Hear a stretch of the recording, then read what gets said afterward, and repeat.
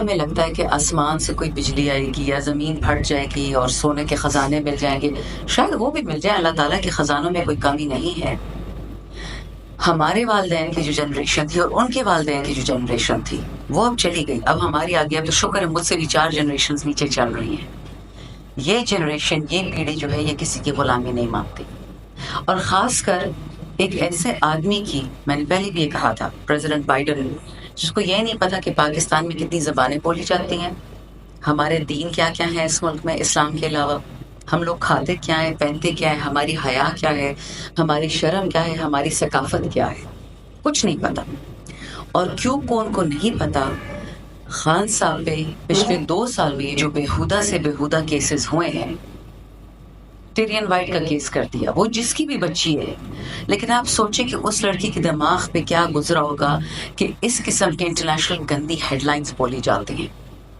علی بخاری صاحب ہمارے M N اے بھی ہیں اسلام آباد سے، فارم 45 والے، اسلام آباد ہائی کورٹ نے ابھی ٹریبیونل نے بھی کہہ دیا ہے، انہوں نے ایک ٹویٹ بھی کی تھی، ایک انٹرویو بھی دیا تھا، اور اس میں انہوں نے یہ کہا تھا کہ ہم خود خان صاحب کے پاس کچھ لوگ ثبوت لے کے گئے تھے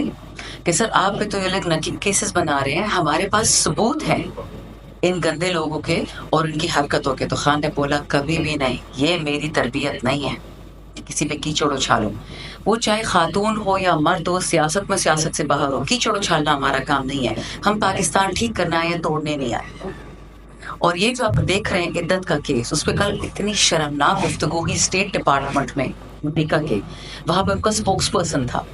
اور اسے رائن گرین ایک جرنلسٹ سے پوچھتے ہیں کہ جو عدت کا کیس ہے یہ ہے کیا، آپ لوگوں کو تو بہت، اور یہ میرے الفاظ ہیں، رائن گرین کی نہیں ہے، جب افغانستان میں خواتین کا یا بچیوں کا اسکول بند ہو جاتا ہے تو موت آ جاتی ساری دنیا کو کہ ہائے ہائے افغان لڑکیوں کی تعلیم تو برباد ہو گئی۔ مہسا امینی ایک جوان بچی ایران میں، وہ پولیس کسٹڈی میں شہید ہو گئی۔ پوری دنیا، یہاں تک کہ برٹن کا جو شاہی جوڑا ہے جو امریکہ میں رسا ہوا بیٹھا ہوا ہے، انہوں نے بھی ٹی شرٹ پہن لی مہسا امینی کے لیے۔ لیکن پاکستان میں پچھلے 2 سال سے چادر 4 دیواری، عورتوں کو ان سے بالوں سے کھینچا گیا، جیل لے کے گیا طیبہ راجہ کو، ڈاکٹر یاسمین راشد، وہ خاتون جس نے کرونا میں سارے پاکستان کو بچایا۔ یاد رکھے پنجاب پاکستان کی ریڑھ کی ہڈی ہے، اگر پنجاب میں آپ کا کرونا کنٹرول نہ ہوتا پورا پاکستان نے مٹ جانا تھا۔ ٹھیک ہے، اللہ کی مرضی کے بغیر پتہ بھی نہیں ہلتا، لیکن اس عورت کو یہ صلاح دیا آپ نے کہ اس کینسر، اور وہ کینسر سے گزر رہی تھی جس ٹائم کرونا تھا پاکستان میں، اس کو جیل میں ڈال دیا۔ یہ ہم کرتے ہیں پاکستانی ہیروز کے ساتھ، قائد اعظم رحمۃ اللہ علیہ کے ساتھ کیا، لیاقت علی خان کے ساتھ کیا، فاطمہ جناح کے ساتھ کیا، بھٹو صاحب کے ساتھ کیا، حالانکہ وہ ہمارے پولیٹیکل دوست نہیں ہیں، وہ ہمارے دشمن ہیں پولیٹیکلی، لیکن سچ بات کہنی ہوتی، آپ کو اچھی لگے یا نہ لگے، ان کو شہید کیا گیا تھا۔ بے نظیر بھٹو شہید، جنرل ضیاء الحق، چلو اب اپنے اللہ کے پاس ہے، میں ان کے بارے میں کوئی ججمنٹ پاس نہیں کرتی، لیکن یہ ایسا ملک ہے جہاں پہ ہماری پی ایم اور سی ایم کو یا گاڑیاں اڑ جاتی ہیں، ہمارے ایم این ایز کو مار دیا جاتا ہے، سینیٹرز کو مار دیا جاتا ہے، پی ڈی ایم کے گورنمنٹ میں 2 ہمارے مارے گئے، یہ کیا چکر ہے؟ سیاستدانوں کو ہی مار رہے ہیں۔ یہ یاد رکھیے، یہ جو خان صاحب پہ عدت کا جھوٹا کیس ہے،